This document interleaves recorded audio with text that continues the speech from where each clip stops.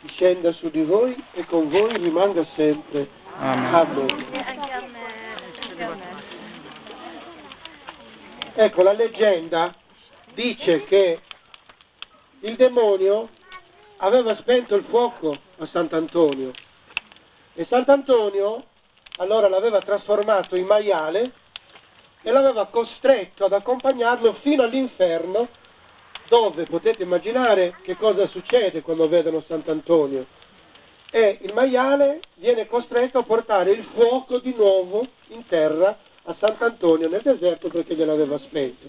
Questa è la tradizione, ma invece il fuoco di Sant'Antonio che si accende alla vigilia della sua festa è il segno della luce, è il segno che l'inverno, che ormai è nella sua fase più cruenta, non bisogna temerlo perché dopo l'inverno c'è la primavera e la primavera significa lo sbocciare della vita. Il fuoco, il caldo è il segno della vita, ma soprattutto il simbolo di Cristo risorto, del suo amore che ha santificato Sant'Antonio e Sant'Antonio appunto lo porta agli uomini questo amore.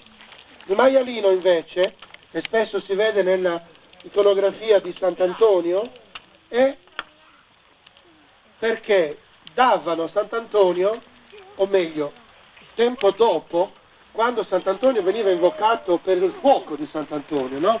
Il fuoco di Sant'Antonio.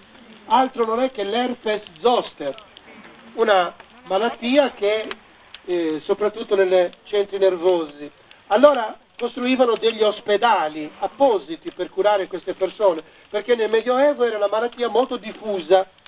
Allora davano delle donazioni, in particolare davano i maiali che facevano ingrassare, perché dal maiale ingrassato riuscivano ad ottenere tante cose per alimentare appunto gli ospedali.